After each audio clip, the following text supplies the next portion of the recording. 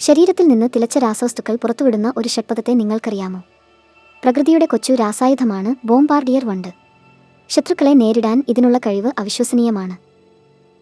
ആക്രമിക്കപ്പെടുമ്പോൾ ഈ വണ്ട് ഹൈഡ്രജൻ പെറോക്സൈഡും ഹൈഡ്രോക്വിനോണും വയറ്റിൽ കലർത്തുന്നു.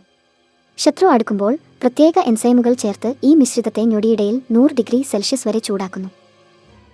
പിന്നീട് ഒരു വലിയ ശബ്ദത്തോടെ ഈ തിളച്ച വിഷദ്രാവകം ശത്രുവിൻ്റെ നേർക്ക് ചീറ്റുന്നു.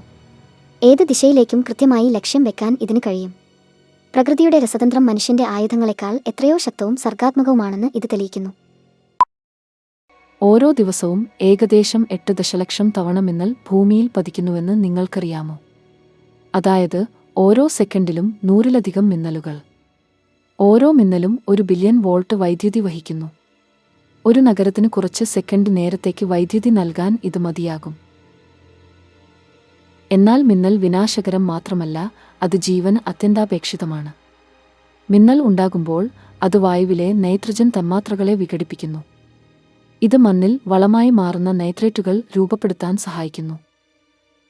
അതുകൊണ്ട് അടുത്ത തവണ ആകാശത്ത് ഒരു മിന്നൽ കാണുമ്പോൾ ഓർക്കുക, അത് വെറും വൈദ്യുതി മാത്രമല്ല, ഊർജ്ജം പുനരുപയോഗം ചെയ്യാനും ഭൂമിയിൽ ജീവൻ നിലനിർത്താനുമുള്ള പ്രകൃതിയുടെ ഒരു വഴിയാണത്.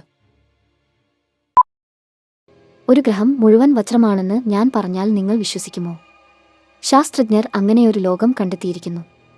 55 കാൻഗ്രി ഇ എന്നു പേരുള്ള ഈ ഗ്രഹം ഭൂമിയിൽ നിന്ന് ഏകദേശം 40 പ്രകാശവർഷം അകലെയാണ്. ഈ ഗ്രഹം കാർബൺ കൊണ്ട് സമ്പന്നമാണെന്ന് കരുതപ്പെടുന്നു. അതിൻ്റെ വലിയൊരു ഭാഗം ഖരരൂപത്തിലുള്ള വജ്രമായിരിക്കാം.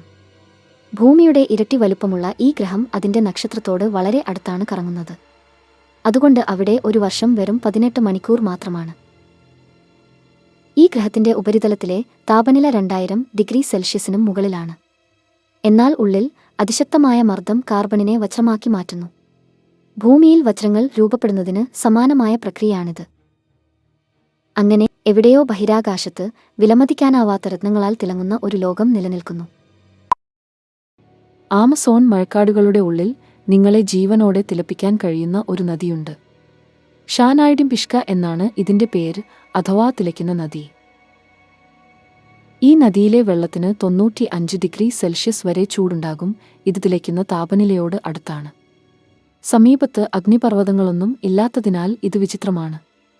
ഭൂമിക്കടിയിലെ ചൂടുള്ള നീരുറവകളാണ് ഇതിന് കാരണമെന്ന് ശാസ്ത്രജ്ഞർ വിശ്വസിക്കുന്നു.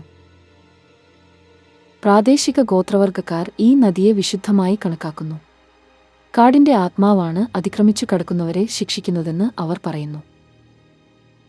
ഈ നദിയിൽ വീഴുന്ന ഏതൊരു മൃഗത്തെയും കൊല്ലാൻ തക്ക ചൂട് ഇതിനുണ്ട്. അടുത്തു പറക്കുന്ന പക്ഷികൾ പോലും ചൂടേറ്റ് മരിക്കാം. ഭൂമിയിലെ ഏറ്റവും നിഗൂഢവും മാരകവുമായ സ്ഥലങ്ങളിൽ ഒന്നാണിത്.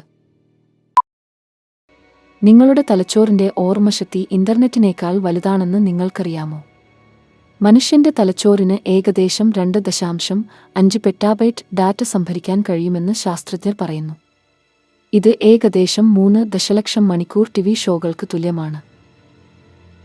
ഇതിലും അതിശയകരമാണ് തലച്ചോർ വിവരങ്ങൾ സൂക്ഷിക്കുന്ന രീതി. കമ്പ്യൂട്ടറുകൾ ഡാറ്റ ഒരിടത്ത് സൂക്ഷിക്കുമ്പോൾ തലച്ചോർ ഓർമ്മകളെ കോടിക്കണക്കിന് സിനാപ്സുകളിലൂടെയാണ് വിതരണം ചെയ്യുന്നത്.